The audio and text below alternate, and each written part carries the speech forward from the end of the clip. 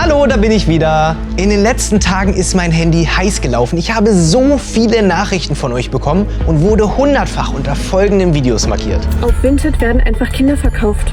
Kein Scheiß. Auf Vinted werden Kinder verkauft. Es werden Kinder auf Vinted verkauft. Auf Vinted werden Kinder verkauft. Kinder werden auf Vinted verkauft. Auf Vinted werden Kinder verkauft und Vinted macht gar nichts dagegen. Und auf eBay und etc. Und wenn schon keiner mehr über Epstein redet, dann können wir darüber reden, dass auf Vinted Kinder verkauft werden. Aber ist das wirklich so? Werden auf Vinted Kinder verkauft? Oder verbreiten hier gerade Influencer mit Millionen Reichweite eine brandgefährliche Verschwörungstheorie?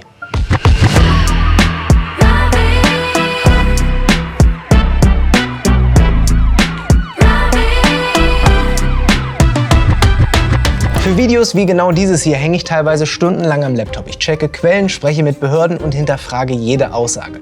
Und wenn ich auf Reisen bin, bin ich dann ziemlich aufgeschmissen, wenn ich gerade mal kein Internet habe, und deshalb nutze ich AirAlo. Und vielleicht kennst du das auch. Du landest gerade im Urlaub, möchtest einfach nur den Weg zum Hotel finden, deinen Mietwagen suchen oder deiner Familie schreiben, dass ihr gut angekommen seid, und plötzlich hast du kein Internet mehr oder nur dieses teure Roaming. Mit AirAlo passiert mir das nicht mehr. Das ist die weltweit erste eSIM-Plattform, wo du dir digitale Datenpakete für über 200 verschiedene Reiseziele direkt aufs Handy holen kannst. Von kleinen Paketen mit 1 GB bis zu Unlimited. Und das Ganze dauert nicht mal 5 Minuten. Einfach die App runterladen, dein Reiseziel auswählen, die eSIM aktivieren und schon bist du online. Ganz ohne dubiosen SIM-Shop am Flughafen oder irgendwo nach öffentlichem, ungesicherten WLAN zu fragen. Was ich daran am entspanntesten finde, du hast deine Kosten jederzeit im Blick. Keine bösen Überraschungen, kein Abokram, einmal holen und fertig. Und das ganz ohne Plastikmüll, weil alles digital funktioniert. Mittlerweile vertrauen über 30 Millionen Reisende AirAlo und einer davon bin ich. Wenn ihr eure nächste Reise also auch entspannt starten wollt, checkt gerne AirAlo aus und nutzt dabei auch meinen Code Marvin, denn dann bekommt ihr direkt mal 2,50 € Rabatt auf eure erste eSIM. Ihr könnt auch schon die eSIM für eure nächste Reise kaufen, um euch jetzt den Rabatt zu sichern, und aktiviert sie einfach bei eurem ersten Abreisetag. Den Link dazu findet ihr wie immer in der Infobox oder ihr scannt wie immer hier den QR-Code. Ich habe in den letzten Tagen unglaublich viele Nachrichten bekommen. Immer wieder derselbe Hinweis: angeblich werden auf Vinted Kinder verkauft. Und eines steht schon mal außer Frage: sollte sich das bewahrheiten, muss darüber berichtet werden und es muss auch was getan werden. Auf jeden Fall. Ich möchte das Ganze aber erstmal nüchtern betrachten und ich habe einige TikToks dazu gefunden. Und zwar von einem Influencer namens Tamomatach, der hat 200.000 Follower, und da schauen wir doch jetzt mal rein. Auf Vinted werden Kinder verkauft. Wenn du auf Vinted gehst und Spielzeug oder Kuscheltiere für Kinder eingibst, dann findest du teilweise Produkte für mehrere 10.000 €. Wenn du auf die Beschreibung dieser Produkte klickst, findest du da aber Entsetzliches. 1,50 Meter, 12 Jahre, männlich, ängstlich, JF, Abkürzung für Jungfrau, gute Gesundheit. Spätestens bei den Aussagen, dass sie gut riechen, ängstlich und jungfräulich sind, sollte einem auffallen, dass hier etwas gewaltig stinkt. Du hast die Wahl, ob du eine App auf deinem Handy haben möchtest, die sowas unterstützt. Deswegen schick dieses Video unbedingt jemandem, der das wissen muss, und folgt mir schnell für mehr echte Aufklärung. Okay, also ziemlich harter Tobak, was der Tamo dort auf Vinted gefunden hat, beziehungsweise irgendeine andere Creatorin, auf die er sich bezieht. Es geht hier scheinbar um Anzeigen, die nicht nur, ja, irgendwie beängstigend sind, sondern auch wirklich ekelhaft geschrieben, dass es hier scheinbar um einen 12-jährigen männlichen Jungen gehen würde. Ängstlich, Jungfrau, gute Gesundheit, riecht gut. Also alles sehr, sehr verstörend. Passt natürlich auch nicht zu dem Bild, da ist einfach nur ein Kuscheltier abgebildet. Aber für mich sehe ich jetzt hier halt noch keinen Beleg in dieser These. Es wird halt einfach nur gesagt, ich habe hier sehr, sehr bedenkliche Anzeigen gefunden, aber ein Beweis, dass da wirklich ein Kind verkauft wird, sehe ich jetzt auf den ersten Moment noch nicht. Aber schauen wir mal bei der nächsten Influencerin vorbei. Das ist Jennifer Saro mit 126.000 Followern auf TikTok. ich habe gerade ein Video gesehen, dass Kinder auf Vinted verkauft werden und auf eBay und etc. Und ich habe mich schon so krass mit dem Thema beschäftigt. Da werden die also wie Spielzeug praktisch reingestellt, und ich kann erst recht nicht glauben, dass es nicht einen Polizisten auf dieser Erde gibt, der es sich zur Aufgabe gemacht hat, diesen Menschen zu schreiben, zu sagen, ja, ich möchte das gern kaufen, dann die zur Rechenschaft zu ziehen. Aber wir haben Zeit für Strafzettel verteilen oder was. Dafür haben wir schon Zeit. Aber ich muss mich beruhigen. Ich schwöre, ich kann nicht verstehen, wie das nicht eine Top-Priorität sein kann, die Kinder von heute zu schützen. Okay, also auch dort sehr, sehr aufgebrachte Influencer. Jetzt ist aus Vinted auf einmal auch noch eBay geworden, und der nächste Vorwurf ist, kein Polizist der Welt tut etwas gegen diese Anzeigen und den vermeintlichen Kinderhandel. Stattdessen sind genau die Polizisten, die das machen müssten, draußen am Strafzettel verteilen. Also ich möchte dem Ganzen ja glauben, das ist ein wirklich wichtiges Thema und ein ernstzunehmendes Thema, gerade wenn es um Kinder geht, aber tut mir leid, diese Argumentation macht halt für mich gar keinen Sinn. Es ist einfach nur emotionales Rumgeschreie, weil man halt irgendwo mal irgendwas gehört hat, jetzt direkt schnell einen TikTok draus machen, nicht drüber nachdenken, das Gerücht weiter verbreiten, weil es ist aktuell nur ein Gerücht und es gibt noch keinen Beleg. Aber vielleicht finden wir das ja beim dritten Influencer, der hat 51.000 Follower und nennt sich Shadi. Der hat auch ein Video dazu hochgeladen. Auf Vinted werden Kinder verkauft. Man sieht im Titel Alter und Größe. Sogar in der Beschreibung steht, es ist 3 Jahre alt und von der Größe her klein. Und wisst ihr, was mich am meisten ankotzt? Ist, dass Vinted selber sagt, es entspricht aber unseren Richtlinien. Warum sollen wir das denn löschen, wenn es Report ist? Jeder normal denkende Mensch mit einem IQ, einer Raumtemperatur, wird wohl erkennen, dass es hier nicht um diese gammelige Messi-Figur oder diesen Teddybär geht. Und die Internetplattform sagt, das entspricht unseren Nutzungsrichtlinien. Klingt ein bisschen makaber, oder Vinted? Oder gehört ihr selber zu denen? Auf Okay, die Influencer-Welt ist sehr, sehr aufgebracht. Ich versuche, mich da wirklich zurückzuhalten. Man muss mit solchen Anschuldigungen einfach wahnsinnig vorsichtig sein. Es steht außer Frage, wenn nur ein Kind da draußen wirklich über Vinted verkauft wird, muss man darüber reden, muss das aufgedeckt werden, die Menschen, die das verursacht haben, müssen bestraft werden. Steht über allen Dingen. Nichtsdestotrotz brauchen wir für so etwas Belege. Aktuell sind es halt einfach nur Anschuldigungen und es werden ein paar Screenshots reingepackt von irgendwelchen Anzeigen, die gefunden wurden.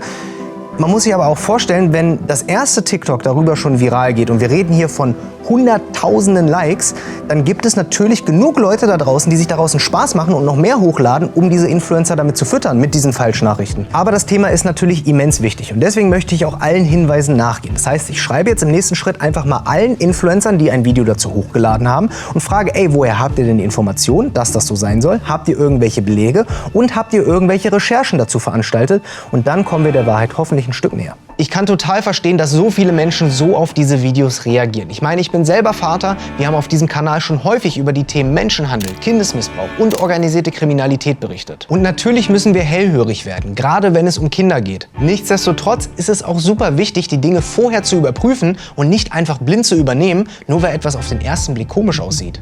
Einige Content Creator haben mir tatsächlich geantwortet. Unter anderem auch Eileen Kamik. Die hat vor ein paar Tagen ein Video dazu gepostet, das mittlerweile 1,6 Millionen Aufrufe hat. Vinted werden Kinder verkauft. Ich bin schockiert. Ich bin master schockiert. Mir fehlen die Worte. Ich schnürze den kompletten Magen zu. Alles. Mir ist kotzübel. Ich blende euch mal die ganzen Anzeigen ein.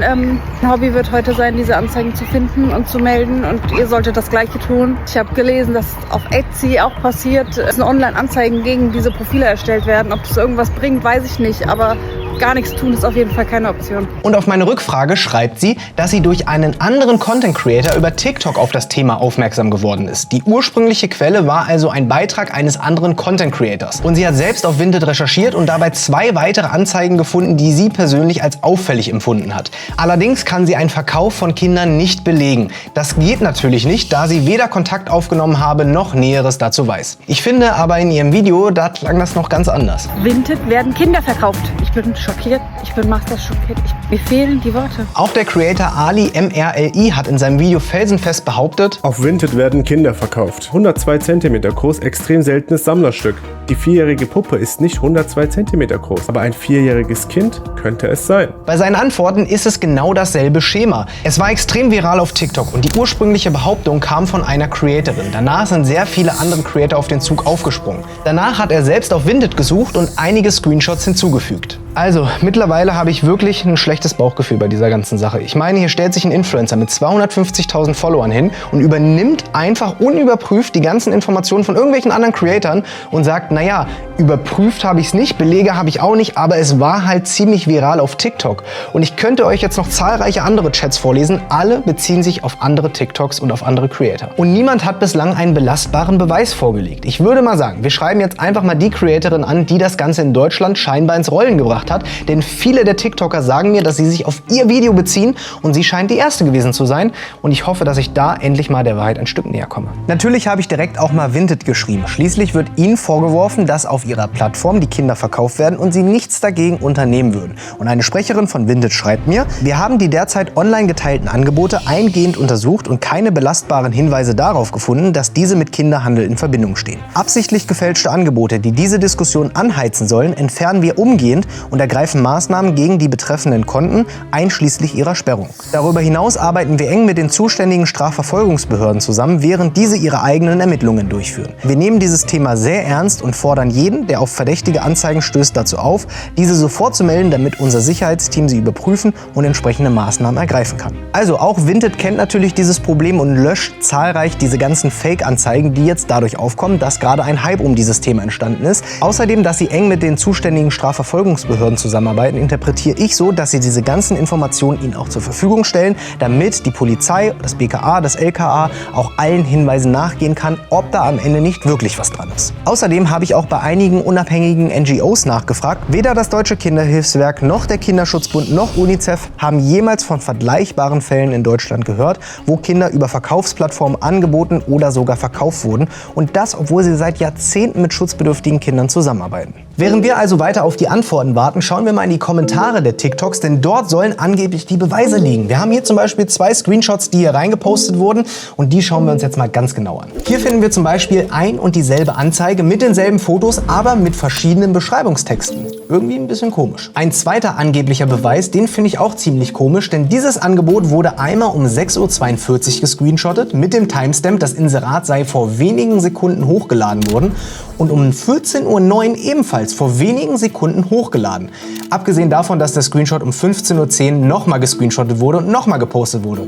Ach ja, und um 21:30 Uhr nochmal. Auf mich wirkt das Ganze so, als ob aktuell immer mehr auf Vinted inseriert wird, seitdem dieses Thema hochgekocht ist. Immer dieselben Anzeigen, immer dieselben Bilder, immer verschiedene Anzeigetexte. Und ich habe so langsam den Eindruck, dass sich hier ein paar Leute einen makaberen Spaß erlauben und die Influencer, weil sie halt nichts überprüfen, darauf reinfallen. Jetzt nochmal ganz nüchtern betrachtet. Wie wahrscheinlich ist so ein Szenario überhaupt? Ich meine, Menschenhandel ist nichts anderes als organisierte Kriminalität. Und aus meinen vergangenen Recherchen weiß ich, sowas findet normalerweise nur über persönliche Kontakte statt. Meistens mit Bargeld, ab und zu auch mal mit Kryptowährungen, aber doch nicht über eine Plattform, wo man mit Bankkonto und PayPal bezahlen kann und wo jeder Beteiligte auch seine Spuren hinterlässt.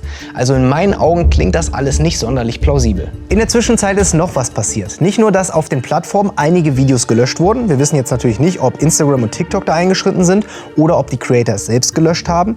Aber uns hat die Creatorin geantwortet, die das Thema in Deutschland groß gemacht hat. Und die schreibt mir, sie ist durch eine französische Creatorin auf dieses Thema aufmerksam geworden. Daraufhin habe sie selbst auf Vinted nachgeschaut und konnte innerhalb weniger Minuten einen entsprechenden Artikel finden. Außerdem sagt sie, ich hätte nie gedacht, dass das Video innerhalb weniger Stunden Millionen Menschen erreichen würde. Die Dynamik und die Aufmerksamkeit haben mich ehrlich gesagt überfordert. Deshalb ist mir wichtig, Folgendes klar und richtig zu stellen. Ich behaupte nicht, dass Kinderhandel stattgefunden hat. Dafür habe ich keine Belege.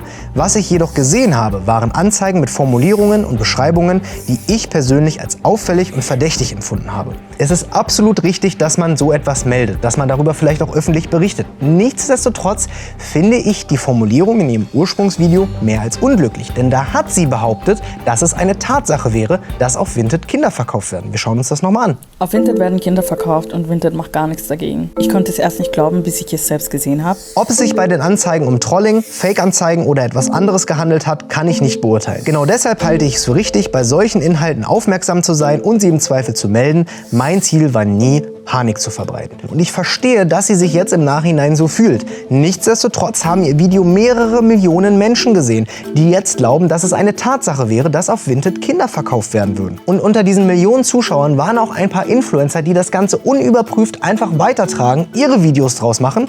Wahrscheinlich, weil sie emotional geladen waren.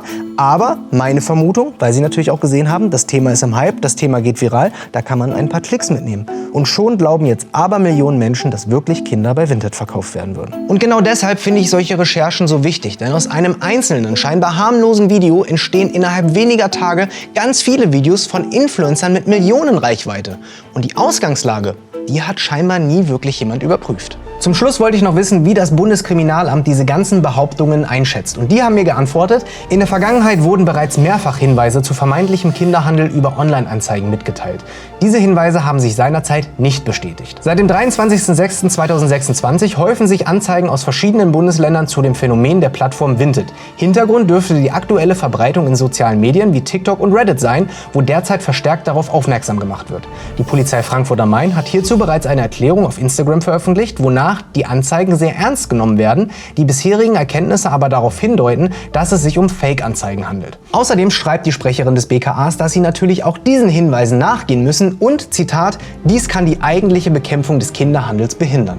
Und ich finde, damit ist alles gesagt. Abschließend möchte ich nochmal sagen, es ist natürlich richtig und wichtig, dass solche Hinweise ernst genommen werden. Und genauso richtig und wichtig ist es, dass die Plattform und auch die Polizei dem nachgehen. Denn eine Restwahrscheinlichkeit besteht natürlich immer. Nach dem, was wir alles recherchiert haben, wirkt das Ganze auf mich aber eher wie Trolling und eine inszenierte Verschwörungstheorie. Und das Ganze auf Kosten von echtem Kinderhandel. Denn der existiert, keine Frage. Und ich hoffe, dieses Video hat euch nochmal gezeigt, wie wichtig es ist, Informationen vorher zu überprüfen, bevor man sie einfach weiterträgt. Denn Reichweite bedeutet Verantwortung und nicht einfach die schnellen Likes, nur weil irgendein Thema gerade viral geht. Das Internet hat in der Vergangenheit nämlich oft genug bewiesen, wohin es führen kann, wenn unbelegte Verschwörungstheorien ernst genommen werden. Der bekannteste Fall dürfte wohl Pizzagate sein, denn da ist ein Typ einfach bewaffnet in eine Pizzafiliale gelaufen, weil er dachte, er müsste aus dem Keller Kinder befreien. Und genau deshalb sollten wir bei so emotionalen Themen besonders sorgfältig sein. Nicht weniger aufmerksam, aber auch nicht leichtgläubig. Bis dahin, macht's gut.